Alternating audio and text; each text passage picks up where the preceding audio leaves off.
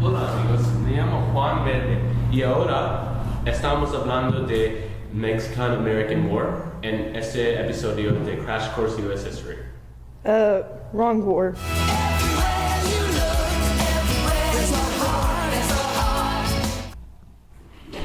Hello everyone, I'm John Green and welcome to Crash Course US History, and today we will be talking about what's known to many as the Second American Revolutionary War and America's bloodiest war. Fugitive slaves, cabins, and compromises all led to the imminent clash between the free North and slave South. And no clans clashed. Only half the country did. The Civil War, as you all may know, was the famed war fought over whether or not to preserve the rights of slavery in the South. As the election of 1860 came to a close, the newly elected President Abraham Lincoln initiated his platform plan of stopping the spread of slavery in the country. Now, Abe wasn't actually an abolitionist. While he believed slavery was morally wrong, he was set on simply putting an end to its spread. His actions, though, did not sit well with the southern states, and so South Carolina left the Union, much like my last girlfriend, after I got this haircut. Anyways, soon after the lower South states left the Union, and soon the upper South states joined them, and they all became known as the Confederacy. After this secession, Lincoln issued a passive-aggressive statement that both blamed the South for the upcoming Civil War and threatened them. Why, you ask? Well, Lincoln was adamant on keeping the Union together. Its split infuriated Abe, and he used his presidential powers as an unprecedented extent, much like the previous president, Andrew Jackson. But in this case, Lincoln freed an entire race from facing an injustice while Jackson damned a race to one. We will touch on that later, but for now, let's talk war. It all started at Fort Sumter in 1861. The South left the Union, just like my wife after the divorce. It wanted land and properties, including Fort Sumter. Seeing that South Carolina wanted the fort, Lincoln had it temporarily equipped with food and military supplies. But South Carolina opened fire, took the fort, and handed the first L of the war to the Union. This land later became the most deadly prisoner of war camp in American history, Andersonville.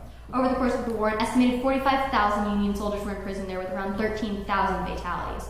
After the loss, Lincoln built up the American Northern Army made of volunteers to stop the southern states from acting up, and he suspended the writ of habeas corpus, the people's right to be taken to a judge and jury so that they are not unlawfully imprisoned. The Union took another L at the Battle of Bull Run, which took place later in July of 1861 in Manassas, Virginia.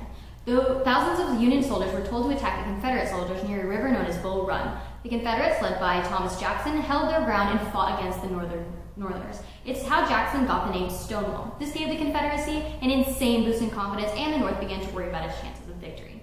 Antietam in 1862 is known as the bloodiest one-day battle of the entire Civil War. Union soldiers, led by George McClellan, attacked Confederate soldiers under Robert E. Lee's command, and eventually caused Lee to retreat. This was a draw in the eyes of history, but Lincoln saw it as a victory and an opportunity to issue.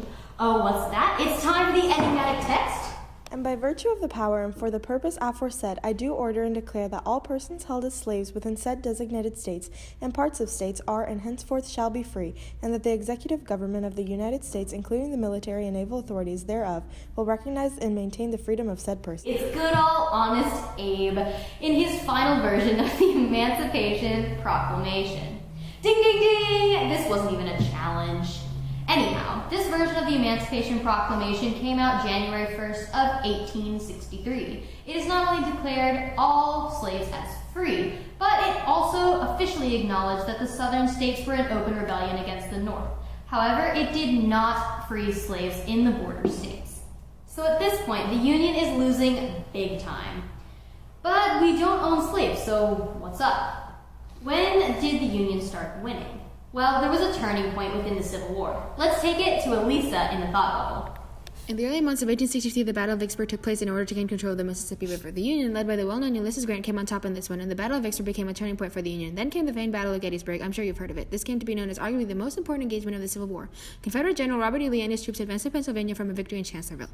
Unlike previous battles, however, Lee met a more ferocious Union forces under the command of General George Meade. The two-day battle resulted in thousands of Confederate casualties and Lee's retreat. Other than Lee's first clear defeat, the most famous product of this battle was President Lincoln's Gettysburg Address. The address, a short 260-word speech honoring the death of Union soldiers at Gettysburg as symbols of the national unity, equality, and freedom, followed a 2-hour speech by main speaker Edward Everett. Boring. The Gettysburg Address was nowhere near iconic and only truly became prominent during the centennial in 1876. Almost exactly a year later, on November 8, 1864, Lincoln was re-elected as president. Lincoln's re-election, however, was hurt slightly by his previous suspension of the writ of habeas corpus. Nevertheless, Lincoln was able to win the majority of the Union States. 7 days following the election, the terrorization of the Georgia countryside, formerly known as the Savannah Campaign, began.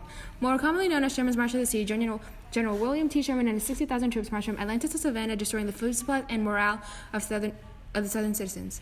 General Sherman wanted to prove to the Southerners that their government could not protect them from invaders, and that he did. Almost a month after Sherman left a scalding mark on Georgia, the U.S. Congress approved of the 13th Amendment, which abolished slavery and sent it to the states for their ratification. Nearly 2 months later, Lee gave his final hurrah of the war and attacked Grant's forces in Petersburg, Virginia. General Grant was able to push back, and he forced Lee to retreat.